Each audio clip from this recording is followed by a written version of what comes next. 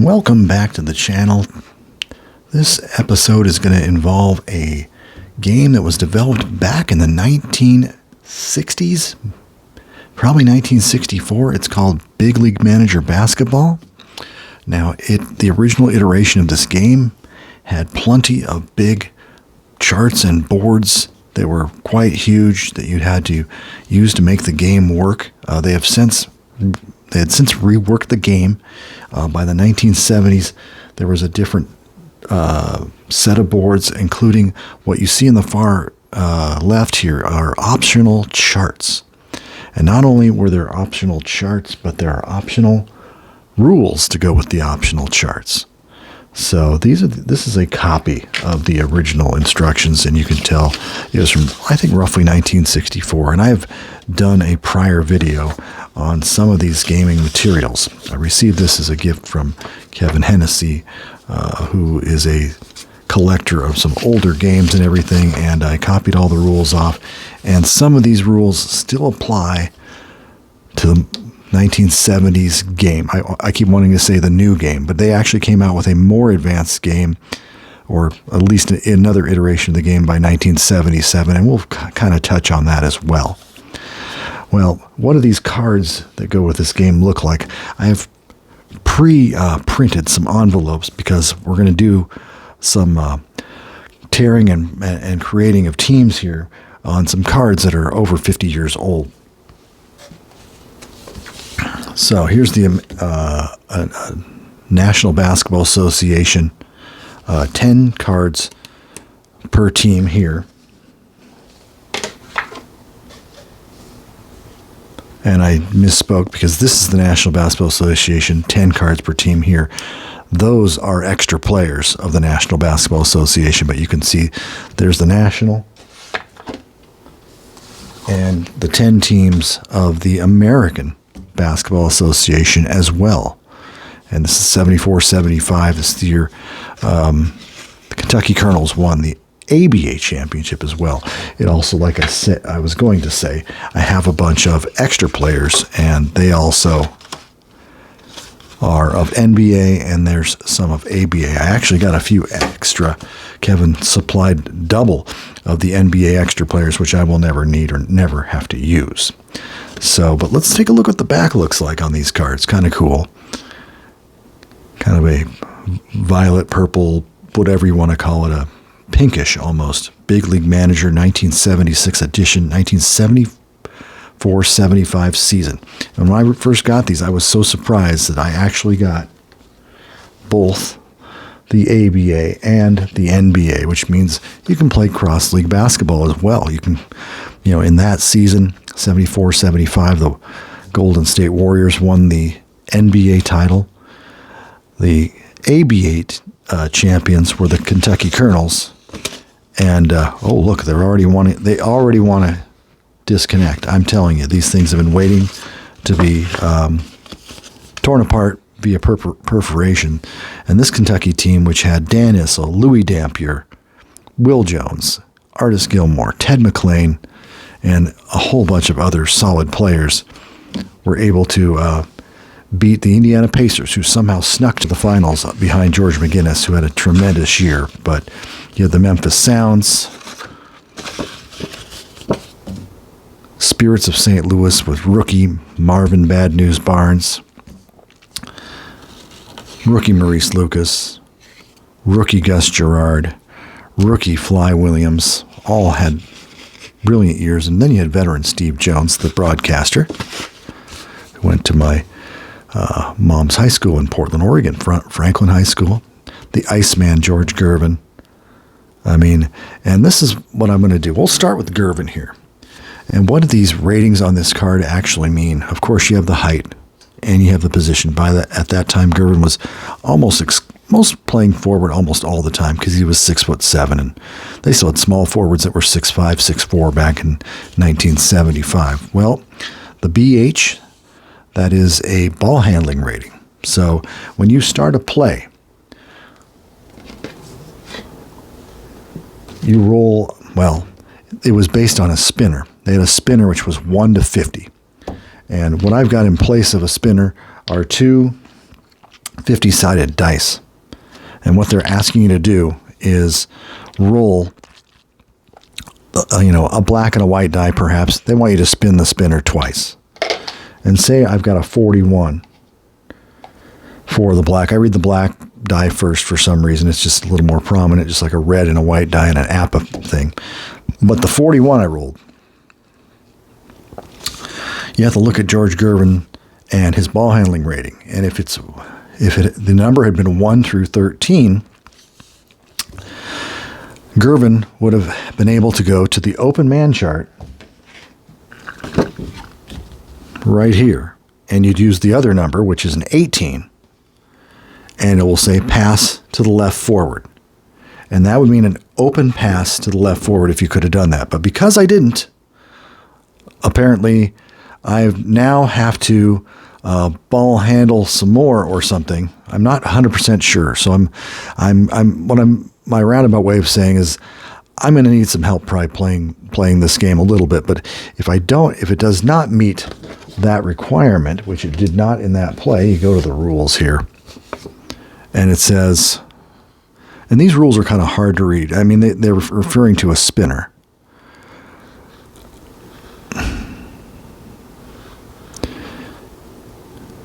If the X number is greater than the man's ball handling rating, BH rating, refer X number to the ball handling chart. So, because we didn't have the number, the ball handling chart says I rolled a 41, and the 41 is the left forward, and I've got a 12 with an asterisk.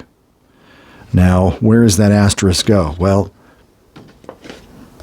for some reason, they didn't put it on the optional charts, but there's all the asterisks right down here. And you go back to the 12, and it says, if the press is on, man is fouled after getting a pass. 2 free throws if back court. So I think the ball is in the back court if a pass has not been made yet. I think we're still in the back court here. So, but there was no press on, so there is no actual foul. So that's how that goes. Now, I am going to, because of the prevalence of those asterisks I see on that board, and it looks like it happens once every 2 or 3 times, I took those asterisks, copied and pasted them, and made that a part of my optional charts, because it seems like those are going to be a big deal. Now, how is this game timed? I'm going to kind of skip ahead a little bit. The timing mechanism is somewhat simple. If you do a ball handle, that is 1 clock move. And each clock move is supposed to be 6 seconds of action. So 6 seconds times 10 is 1 minute, 60 seconds. So in lieu of trying to make little slash or hash marks and use a pen or something, I have decided to make a time clock based on 10 moves per minute. So you start, for instance, in this case, we went from 12 minutes to 11:54 based on the Gervin pass to the number 41, and the 41 is the left forward, and whoever the left forward is, let's just guess it's Rich Jones has the ball now, and I still think he has the ball, and he's being guarded. So you have a choice. I'm guessing you can shoot with Rich Jones being guarded, and you roll this thing, and I roll a 38, and there's a shooting chart over there. And if you decide to shoot with Rich Jones with a 38, it says missed, but there's a foul if the defender of Rich Jones, let's just grab another team. Let's just say the forward is Tim Bassett. Tim Bassett, F5. Tim Bassett has an F3. So does that mean I do not think Tim Bassett fouls on that particular play? And what did I rolled a 38. And so it's just a missed shot for Rich Jones. And I'm guessing you probably roll the white die to grab a rebound as well. So this is a no fast action cards, play action cards game. You roll for a rebound, and I also rolled a 38, which is quite amazingly coincidental. And it says offensive center versus defensive center +9. So then you go to the rebound rating, and I'm going to flash back to Gervin's card just to say our center was Swen Nader, the league's leading rebounder, or something like that. Well, actually, yeah. So it'd be Swen Nader's rebound rating of 28 with an asterisk, which I can't remember what that is exactly. They have these secret asterisks, and you'd go up against, say, San Diego Conquistadors center. Caldwell Jones has a 21. So that probably means, and he gets a 9, though. He gets 9, so he's 21 plus 9, which is 30, and Caldwell Jones grabs the rebound. So play ensues following that. So that is my 5-minute to 10-minute ramble on procedure for playing Big League Manager basketball. Now, I'm really impressed with some of these cards. Not necessarily the detail, but the number of categories that they have with these cards. Going back to the Gervin. Ball handling, playing time. I think that's just like a playing time limitation. He didn't average 42 minutes per game. You have rebounds. It's not broken down into offensive and defensive rebounds, but it is rebounds. You have the shot column here, open 22, guarded 22. So obviously Gervin is capable of handling the pressure and taking the shot. And we're rolling a 50-sided die here, so we don't, in lieu of a spinner. The one thing I had a little bit of issue with, and I was thinking about for a number of days, this shows how busy my life is at the moment. The free throw rating, it's 40. Now 40, you do the simple math, 40 out of 50 is 80%. But George hit much better than that. I think he was like 84%. And so I was trying to figure out, if you have a 1 to 50 die, what can I do to make it more accurate? And I looked at old-fashioned boards, which are much bigger than these optional boards. And I just kept looking for anything that would tell me why a 1 to 50, because this is consistent throughout the league. Every one of these players, like James Silos is like an 87% foul shooter or something of that nature, 88%, and they got him a 42. And I'm going, why is that 84% instead of 88%? So what I will probably end up doing is I'm going to make my free throws, instead of 1 to 50, I'm going to make them 1 to 49, and I'm also going to add 2 points every time someone's at the free throw line, which is simple. 42 for Gervin, that'll be 84. But if I roll a 50, I'm going to change the rule. I'll say 1 to 25, ball dances on the rim and falls in. I'll roll this 50-sided die, a separate die. And if it's 26 to 50, I'll just say lane violation or something, and you can choose whether it's offensive or defensive lane violation. So doing that will make the free throw shooting accurate. Going back to the free throw rating, Gervin also has a B, which means that's a foul drawing rating, which is really important for this era of games without modernization. This game has been around since 1964. Their older iterations did not have a lot of the foul drawing capabilities. So that's another thing that's really important, because you can be going and shooting, and if you're shooting and if you roll 11 to 20, there's a block rating check, and I'll get into the blocks soon. But there's always like, even if you're missed shot, it depends if you're say you're a B3. A has a 1, B has a 3, C has a 5, D has a 7. So I think A is the top foul drawer. And so if it's an A1, virtually anyone's going to foul you. But Gervin, being a B, the fouler only needs to have a rating of 3 or 4. So depending on the 35 or 36. So you move on. And that, that's the potential for foul drawing. There's also a defensive rating in itself, which is M2. And M2 means -2. So if you got a pass, that pass to Rich Jones I was indicating, if Rich was going to take that guarded shot, and he was, say, being guarded, well, let's just grab another defensive forward like Travis Grant, Machine Gun Grant, known for his offense, not his defense. He's got a P3, +3. So good old Rich Jones being guarded, he's same guarded as non-guarded. And you can see, like, Swen Nader's 23-15. There's a big difference between guarded and non-guarded. I think that just reflects on the amount of shots these guys take. You do not want to give the ball guarded to Swen Nader because he took a lot less shots per 48 minutes. But anyway, Rich Jones, you're playing against Travis Grant, who's a +3. That guarded shot would have been a 23. So the roll die, if it's 1 to 23, it's good. And there's only an assist if it's an open man chart pass. If I'd gotten the ball handling with Gervin, and I'd rolled 1 to 13, and it got to the open man, and Jones had hit that shot, then Gervin would get an assist as well. So it's an interesting assist mechanism. We also have a block rating as well, and I mentioned that 11 through 20 is kind of the block zone right here. And if the guy meets the requirement of a B4, B3, B2, or B1, and a lot of players just have a B, which is not going to get you many blocks. Like Rich Jones has a B. Gervin has a B1. He probably blocked almost a shot a game. Gervin was very sneaky that way on the block shots throughout his career. But there's also a 3-point open and a 3-point guarded rating. So obviously Gervin, not a high percentage shooter on the threes. And by this time in the ABA, there were not a lot of threes taken. But you can imagine if we were playing a game of modern basketball right now, the amount of 3-point shots was also very limited.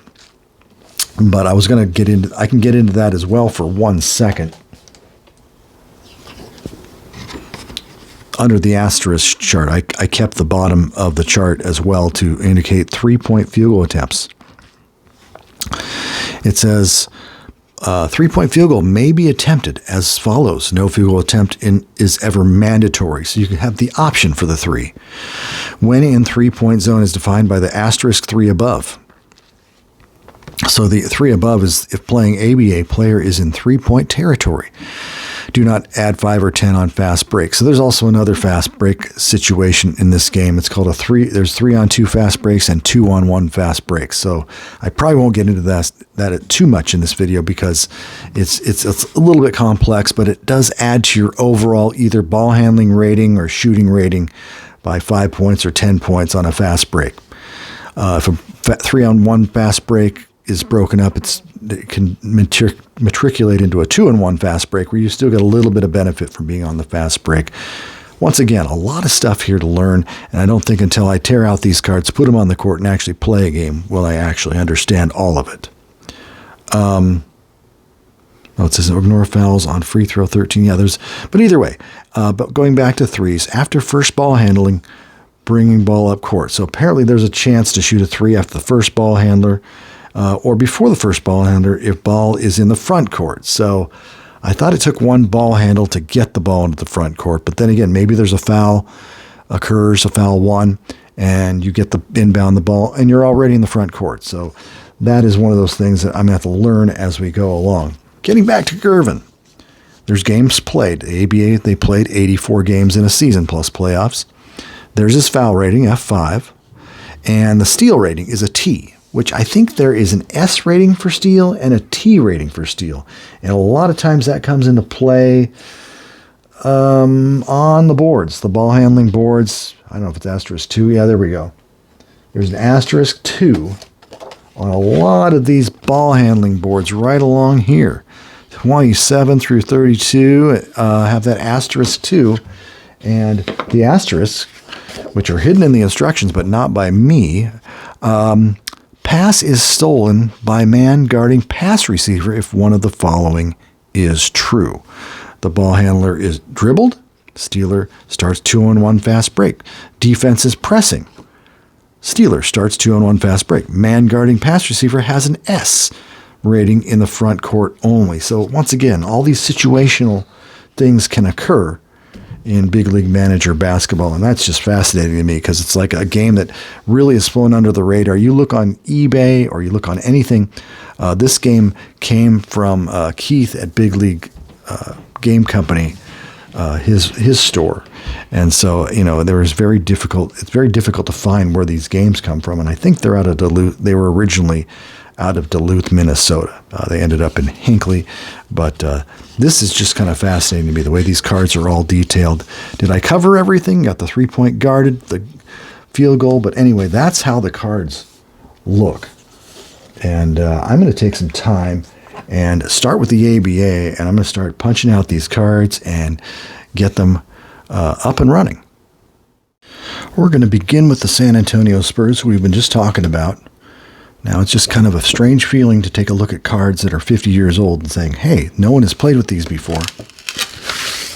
There you go. There's the sweet sound of perforation. And the cards are in pretty good shape. That's pretty nice. Here we go. And not so strangely, a similar perforation to tearing apart PTG basketball cards, which might have come from the same printing shop. But anyway, these things are coming out really easily. Spurs. Let's see the Spurs envelope here. San Antonio winners of... Let's move the Herm Gilliam away for a second here, and Spurs are winners of 51 games. Second place, 14 games out. Oh, I got a little bit of a tough edge right here on the Bill Franklin card. Bill's being a tough competitor here. But anyway, Kobe Dietrich, George Karl, Chuck Terry, Bob Warren, and Bill Franklin. So we've got some really classic cards here.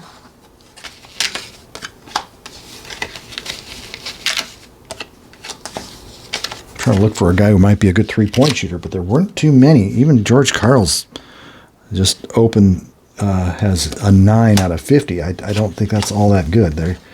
I don't know if there's any guarding occurring on three-point shots. Well, it does say open and guarded, so take that back. Yes, there is guarding on three-point shots. And these guys are going to need to be open to be hitting them, because not one of these Spurs is really a great natural three-point shooter. All right. Now, we're going to put the ultimate test to these things, and they look really nice and sharp in the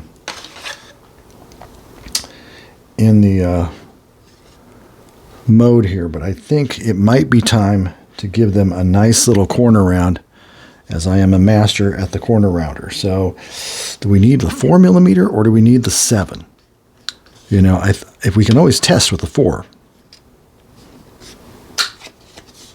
Does that look really good, or does the 7 look even better? Let's do 2 of these. Pretty good looking with the 4, actually. But it doesn't need to be more aggressive than that. That's a pretty nice looking card. But I bet you it will probably look more like an Apple card with a 7. So we're taking the plunge here.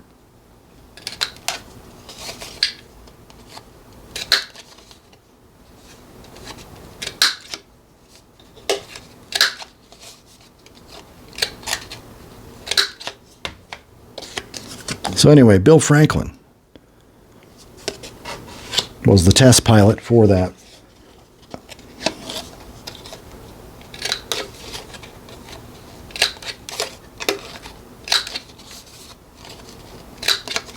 And George Iceman Gervin. That looks a little bit sharper.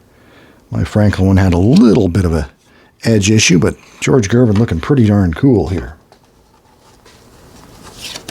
Rich Jones.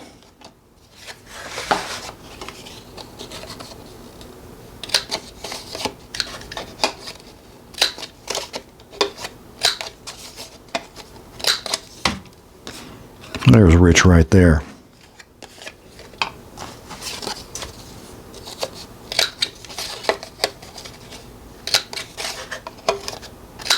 Working on Captain Late James Silas. Now he's got a ball handling rating of 17. And open he's got a 25, which that's easily 50% from the field.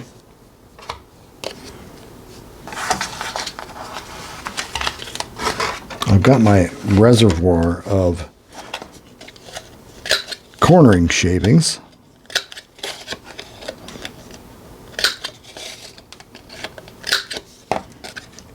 And there's Donnie Freeman. He was the other guard with James Silas. And that's what I tried to do with my my envelope making. I tried to put the projected starting lineup in there.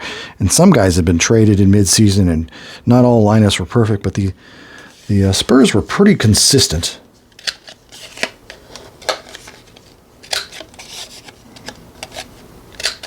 That's Kobe Dietrich. I deemed the sixth man, probably the most minutes off the bench besides the starting lineup. Carl was pretty close, though, to Kobe. And Carl went to North Carolina, and he was a good player there.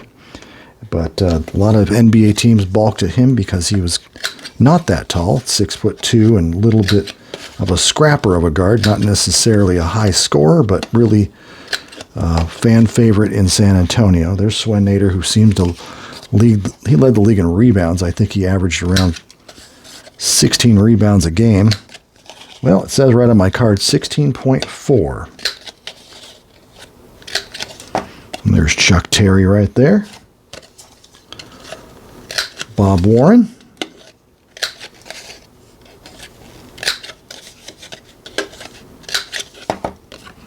And that's the top 10 for the Spurs. And look at the difference. We got a couple of cards that are not the same height as the first bunch of cards, but that's not anything I can do anything about because it was just they were cut differently. I was going to take a look very quickly at the ABA extra players. If there's anybody we can add, let's take a look. There's not too many sheets for the ABA. There's only 10 teams in the ABA. So, let's see. There's Denver, Indiana, Memphis, New York, St. Louis.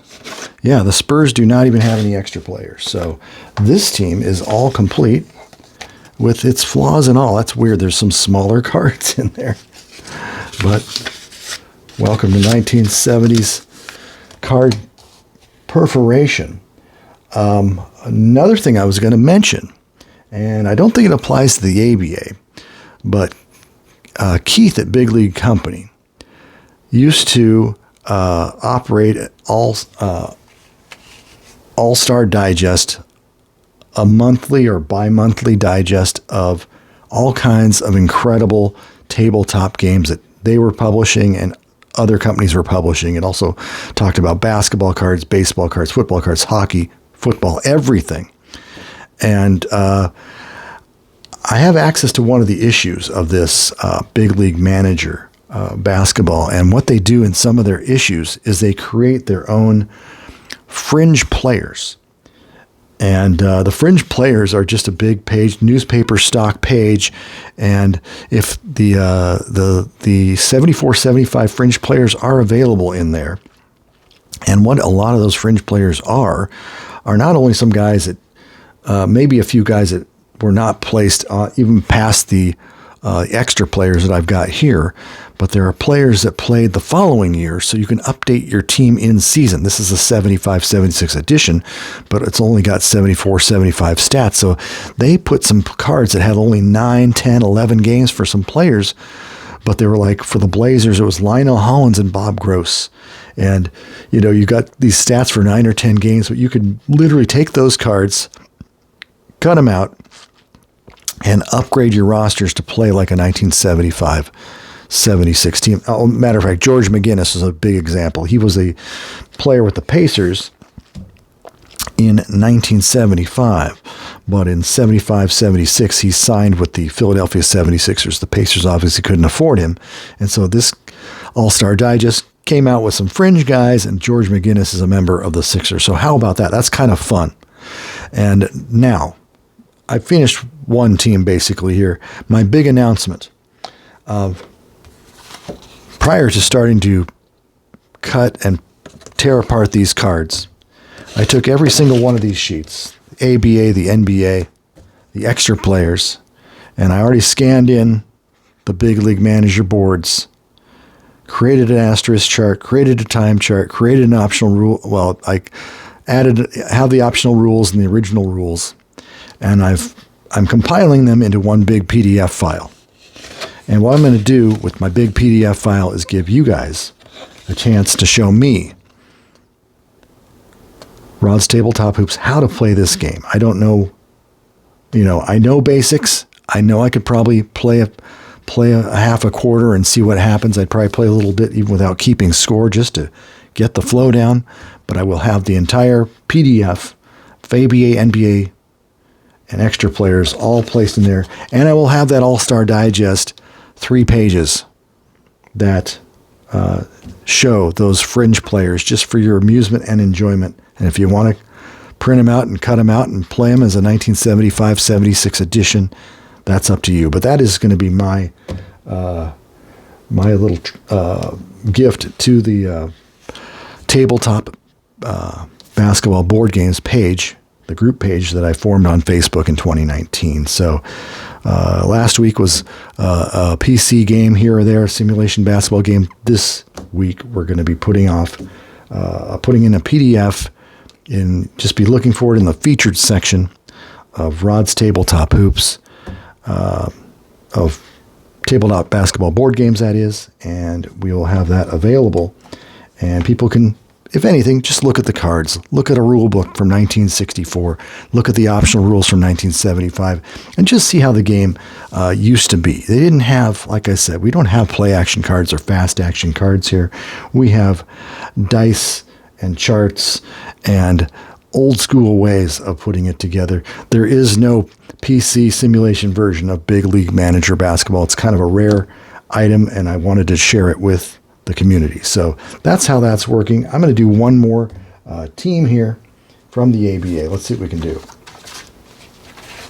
What I found over here is the Spirits of St. Louis, and you saw that the Spurs only have their 10 guys. I did not have any extra players for them, but the Spirits of St. Louis have 5 extra players. So we're going to do the Spirits of St. Louis really quickly. The Spirits of St. Louis had one of the most amazing seasons. They had a rookie broadcaster in Bob Costas doing the TV and the radio simulcast when they actually got a game on TV. They won only 32 games, but they made it. That qualified them for 3rd place in the Eastern Division behind the eventual champion Colonels and the Nets, who got beat in a 1-game playoffs.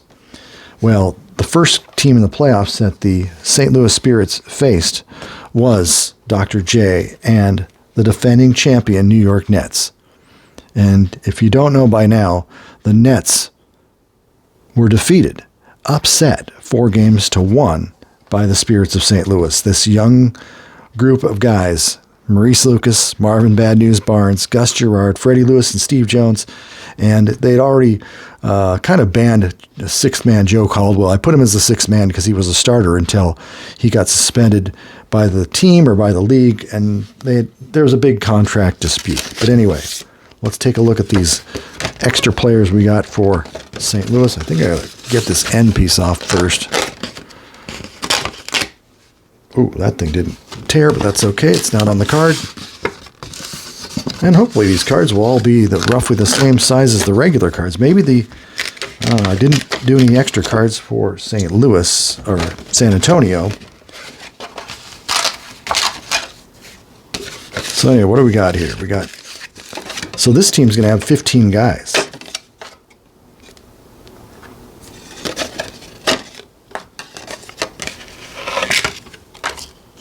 Terry Driscoll, NBA vet, ABA vet. Don Adams, NBA vet. A lot of these guys crossed over into the other league. I think Don Adams It was either this year, and I think it was in 1975. He was actually a Detroit Piston, and then he got into a little disputers scuffle, and the next thing he knew, he was on his way to St. Louis. And he was on that 75 playoff team, and he made a difference. All right, I got to find the ABA stack here. There's Virginia, Denver. And they didn't have David Thompson in 75. It was Ralph Simpson, Mike Green, Matt Calvin, Bobby Jones as a rook, the veteran Byron Beck, Dave Robish. This team won 65 games. Another team that should have possibly been in the finals, but somehow they were upset as well. So there's New York who got upset. There's Indiana who overachieved. The Bobby Leonard, the last really good team of the 70s for the... and they were decent in 76, but they just really, it took them a long time, almost to the Reggie Miller era, to get really good again. And there's Kentucky. There's Memphis. I'm guessing I'm going to see St. Louis last. Here we go. Spirits of St. Louis. What a great team name. And the Silna brothers, who bargained their way when the leagues merged. The Silnas, the guys who just really loved basketball, were really disappointed that they were not included in the 4 teams that got merged with the NBA. Well, they took the settlement, maybe maybe $1 million or a couple $1 million, but they also got the rights to 1/7 of the league's TV revenues or something of that nature, and they benefited from those TV revenues until 2010 or 2015 when they finally settled.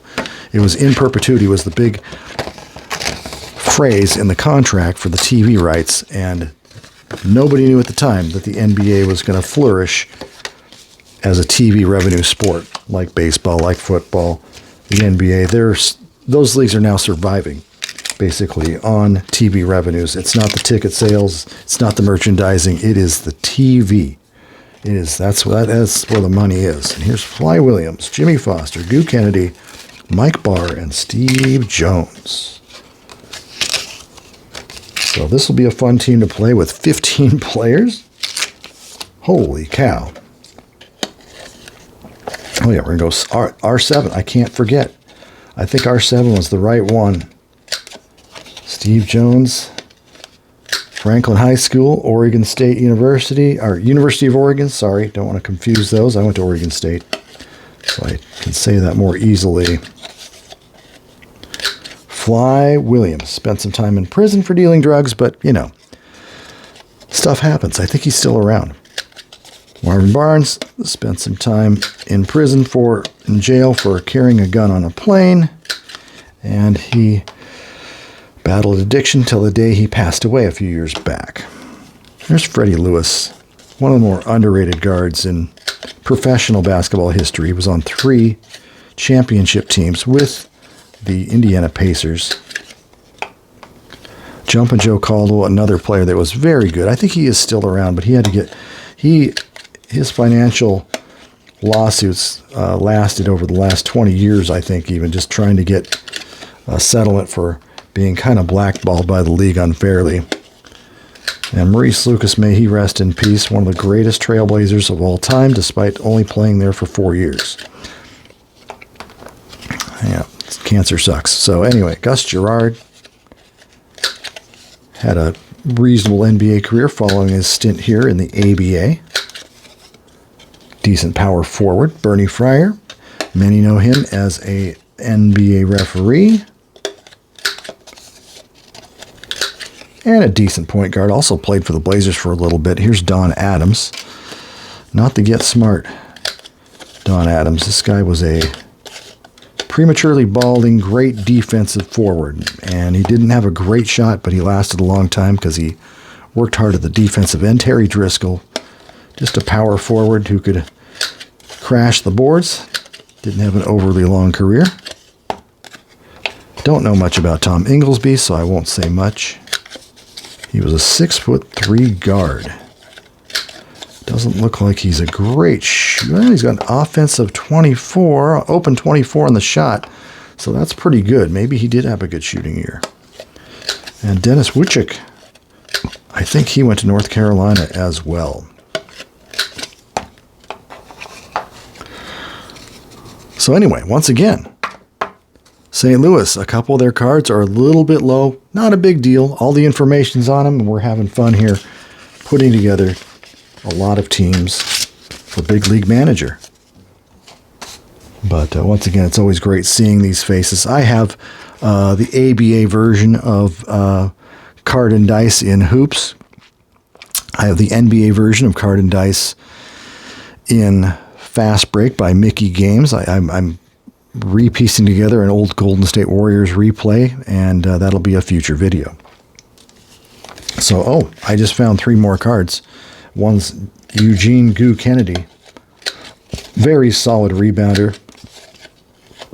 Even advanced I went to the Rockets of the NBA for a year or 2 because he was a good hustler, good defender, hard worker. NBA's always looking for a guy who will strap on and play some defense. Jimmy Foster. Don't know a lot about Jimmy. Played 41 games with St. Louis in 1975. So we move along with some more card cutting in Big League Manager territory. Alrighty, these were the defending champion New York Nets. I had to show these guys off before tearing these guys into little individual cards. You can see the top cards are a little taller. They got a little extra room up there. That's why their cards are a little taller. It's just kind of a misperforation, but that's not going to make any difference when you're playing a game. Dr. J, Larry Keenan, you got Dr. J, Dr. K, the Whopper, BT, and Super John. They all have nicknames, and they were all very good, and they all got upset when the Spirits of St. Louis took them out. But anyway, had to show those guys off because they're pretty incredible. They won the NBA championship in 1974 and 1976. And in 1976, they dumped Keenan and Paltz off to San Antonio, and they still won the championship. I don't know how they did it because the Denver Nuggets had a better-looking team, and the Kentucky Colonels could have beaten them. But no, Dr. J said, we're not leaving this league, and this league's not going to die without us winning at least the last championship. And of course, Dr. J put them over the top with some incredible stuff. But the late and great Super John Williamson in Game 6, you look that game up. It was played, it was on HBO of all networks because they were struggling to find TV rights. And Super John Williamson, Nets Game 6, down by about 20 points plus, and David Thompson was having a fantastic game for Denver. And the next thing you know, Super John starts hitting everything in sight, and the doctor down the stretch was just unbeatable. I don't know what the Nuggets, they just, and it was in New York, so the crowd was going crazy. Nassau Coliseum, and the Nets captured the final victory in the history of the ABA. That's what I love. I love the history, and I love the lore. I wish there was 2 leagues now, honestly. I don't, the NBA's got 30 teams, and it's just too many almost. It's just, there's so many so-so teams. And I think this isn't a real bash of today's players who play just as hard and they have just as big of goals and they make a good trillion times more money than these guys did back in this day. But the uniqueness of the ABA player is missing in today's game. I think that's the biggest thing. I mean, you got Victor Wembanyama. Yeah, you got your guys that are outside the norm, of course. But there's so many players that are just, I'm going to blame the whole era on Robert Horry. Robert Horry was one of the first players when he was playing with Houston, when he was playing with the Lakers. Robert Horry was a type of player who'd go down, he'd either go in for the slam dunk or shoot the three-pointer. There was no in-between for Robert Horry. And that is pretty much a statement on the way the NBA has been for the last 15 to 18 years. So many players that don't have any mid-range game. All they've got is a three-point shot, or they can fly over the rest of the guys and dunk the ball home. And that takes a little bit of the fun out of it. Because in the ABA, for instance, this Nets team, the three-point shot wasn't that big a deal. But you know that a guy like, Brian Taylor. I don't think Taylor actually had a good three-point shooting year in 75. No, he's only at 12. But Taylor, in many years a couple of years in the ABA, was as good a three-point shooter as any, along with Louis Dampier, and a rare breed of player in the ABA. But that was my point, though. Like Bill Melchione, not a great three-point shooter, but the guy could penetrate, pass, score. Brian Taylor had that outside range, and he's a great defensive stealer. There's no great defensive stealers in the NBA anymore. There's not as many turnovers because they shoot 3 feet past midcourt and shoot a three-point attempt. Ed Manning was just a rebounder. Mike Gale was a defensive specialist and playmaker. Al Skinner was a hard-nosed defender and a streaky shooter. It just seemed like there was, I don't know, it wasn't better in the olden days necessarily at all. I am entertained by today's basketball in many ways. Maybe not as much as the past, but I still really appreciate it. Especially, I appreciate it at the college level as well. But it's just how your mind plays with things. I think the guys back in this day, it wasn't make the NBA or nothing. If you didn't make the NBA, you go get a job and you work at the off season. If you make a low salary.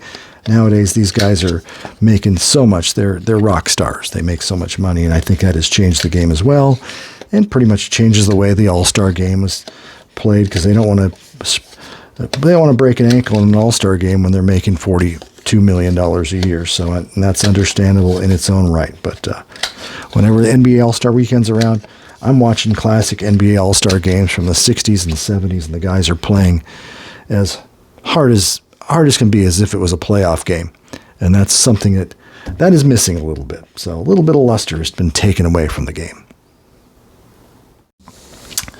And now we're looking at the Utah Jazz. They had a rookie named Moses Malone, first-year player. The man played forever.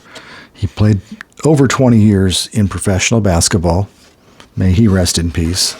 You have Ron Boone, Mr. Iron Man, played close to 1,000 games straight without missing a game. You got Gerald Govan, who nobody in the NBA knows, was a great defensive player and boardsman, played a long time in the league.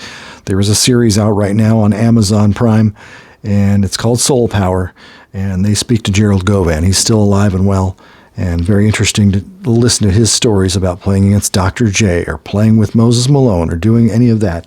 But Moses Malone's an incredible story, straight from high school to the pros. Not as big a deal in this day and age where basically all the college guys are getting paid. I don't mean to poo-poo today's game, but it's very easy to pick on. But anyway, Al Smith, nobody knows that he won an assist title. I don't know if that was in 75 or 74. Can't even remember. Jumbo Jim Akins, he took the place of Kim Hughes, who was injured in the finals of 76 and actually helped the Nets win that title the year following this set. So there's Booney. There's Moses. Moses has a rebound rating of 23. Not a great foul shooter. Once again, it's higher than 30, though. It should be 32 or whatever it is. And defense, they gave him even, so there's no big deal there. He does have a B1 for a block, but Moses was about 18.8 points a game. I was looking at his stats, and I think he was third in Rookie of the Year voting or something like that. I'm like, who won the Rookie of the Year in 1975? I can't recall. It'll probably come to me. Oh, it was Marvin Barnes, most likely. Marvin was like 24 points, 15-plus rebounds, and was just when he showed up, there was not a player that was much better than him. I've got a couple of Utah extra players, believe it or not, in Bruce Easter Seals and Hank Williams. Not a singer. This is just a whole bunch of fun. I mean, this is ridiculous.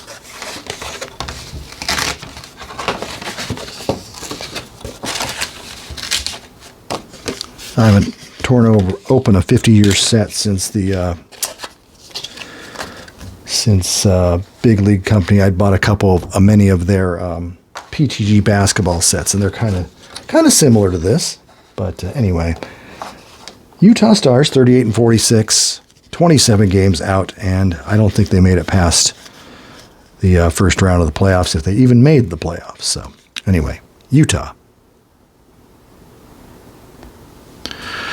Quick story about the Memphis Sounds. Now, they finished just 27-57. they had acquired the great Hall of Famer Mel Daniels for his what would basically be his final season. Mel did not appear in 76, and I think he made the New York Nets for a game or two in 1977, maybe 5 games or something of that nature, and his career was done. But Mel was a longtime Indiana Pacer, and the Pacers were starting to have money troubles, so not that the Memphis Sounds had any big bags full of money for him, but they traded him there for financial reasons. And they also sent over Freddie Lewis, his teammate on all those championship teams, and Roger Brown.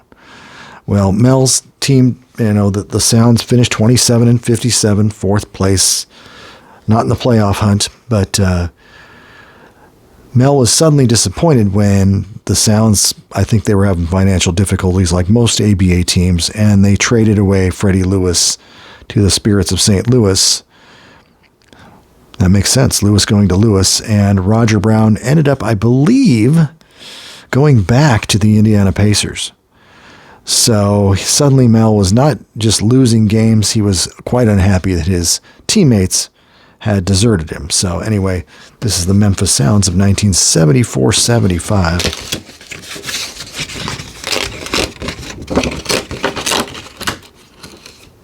I'm not sure if I'm going to make a little solution for those tall cards versus the short cards. I noticed it's just a little extra on the top of the starters, what basically are the starters, I guess you'd say.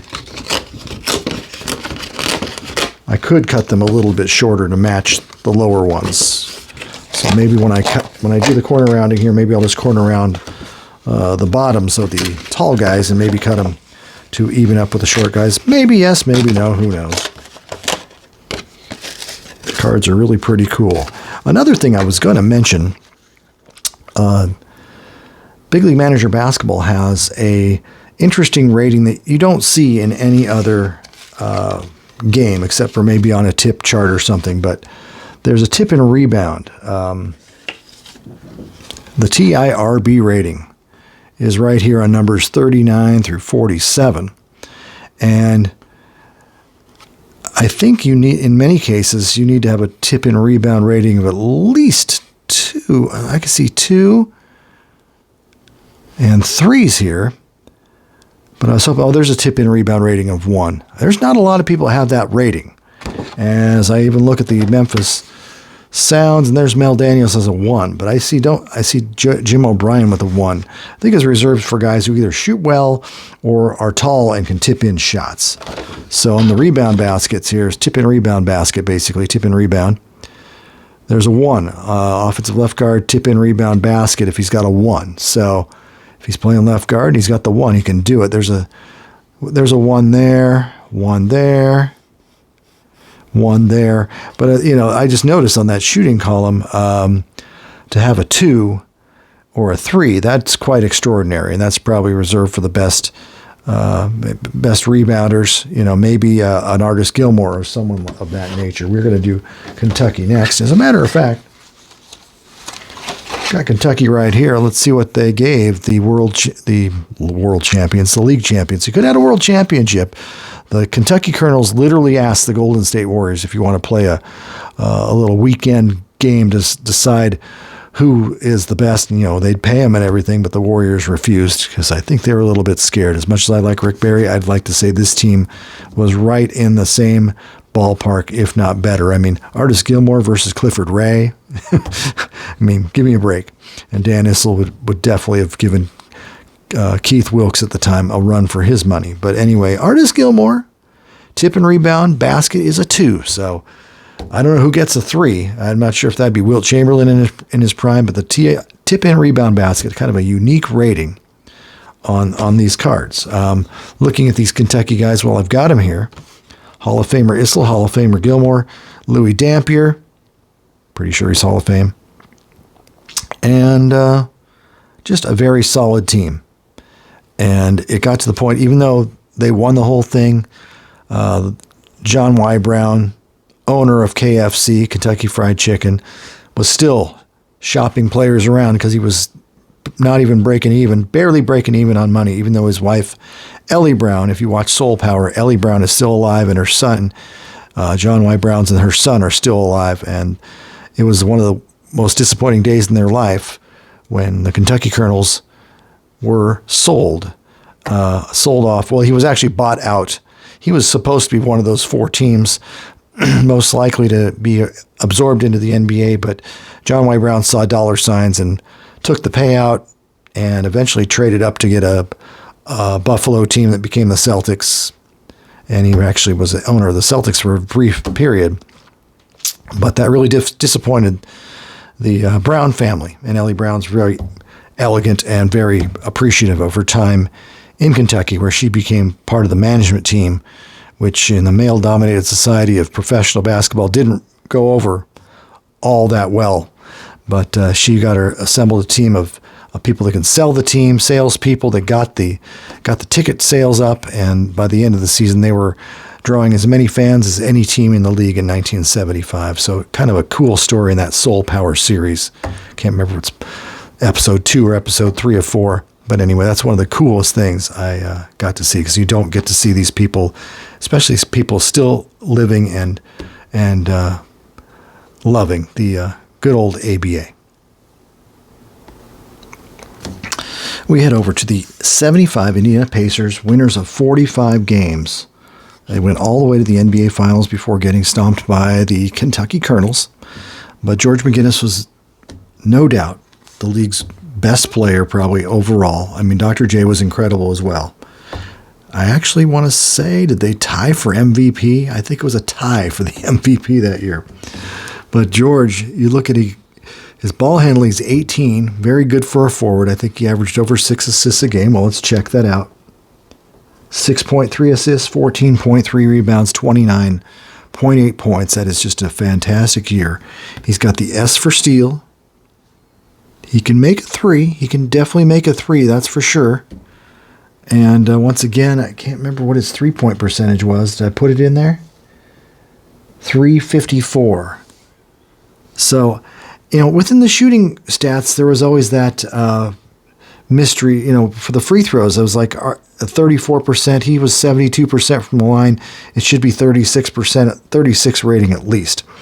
But shooting-wise, I'm not really sure. The optional charts may be right in this case because they have so many variables in the shooting categories. But open and guarded, he's the same. I'm surprised he doesn't have a tip and rebound, but maybe it's because his field goal percentage is only 45. What is it, 45%? But good rebounder at 21. Defense -2. Block is just a B. So he's never been a shot blocker, but there's your guy that carried the team. Young Billy Knight. He had a very good rookie year. It's about 17-something a game. Boozy was coming into his own as a stealer. He's got an S and a T on steal, which means that guy is going to steal the darn ball a lot. So at least projected to steal a lot, because I haven't played a game of this yet. But once again, there's Billy Keller, 3-point shooting guys. That's over 30% there, I'm pretty sure.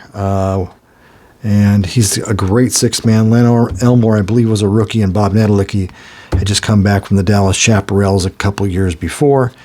And he was kind of on his last legs, but he lasted almost the entire run of the ABA. He was there in 68. So he lasted 68 to 70, 75, 76, I'm pretty sure as well. So anyway, this is the class of the league. 3 championships in 9 seasons, the Indiana Pacers.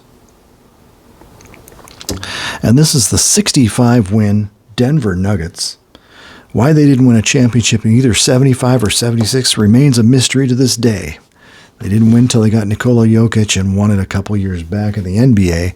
So that was a good almost a 50-year run, or at least a 50-year run probably from the initial Denver Rockets of 1968 to the Denver Nuggets of 2023-ish. And this team was really good. Before David Thompson and Marvin Webster even came over in the same draft. But you got Ralph Simpson, a very athletic 20-point-a-game guard who actually became a very good playmaker by the end of his Denver days, because he knew when he had Thompson on the team, he didn't have to shoot all the time. And you can see his ball handling is 18. Mac Calvin's 22. And Mac, when he's open, he can bury that jump shot. He's got an offensive 24.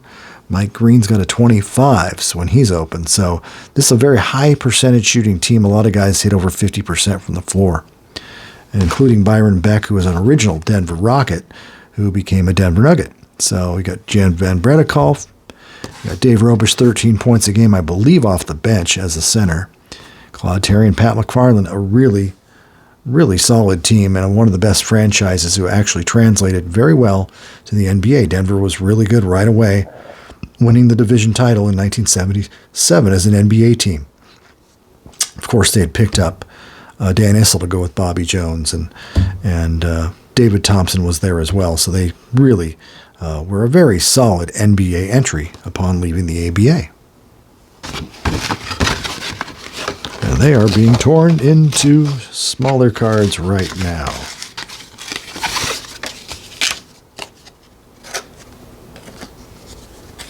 There's Roland Fatty Taylor, Bobby Jones, Mac Calvin. I think Bobby Jones hit about 60% from the floor almost.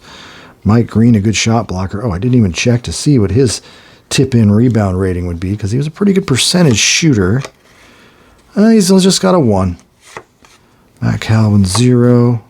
Oh, there you go. Bobby Jones, tip-in rebound, 3. That must be a combination of his rebounding ability plus the fact that he shot a high percentage from the floor. I noticed the high percentage shooters. That's the only 3 I've seen. I wonder if I don't think Kareem even has 3 with the Bucks of the NBA.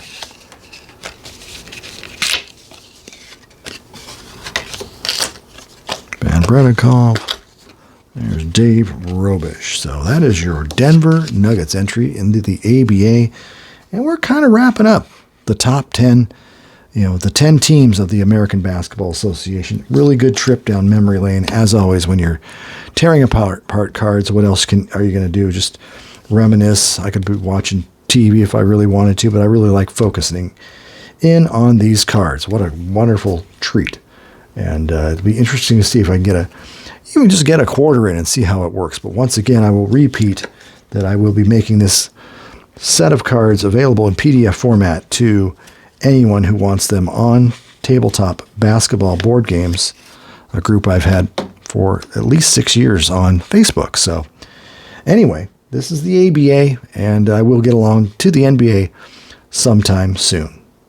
Take care.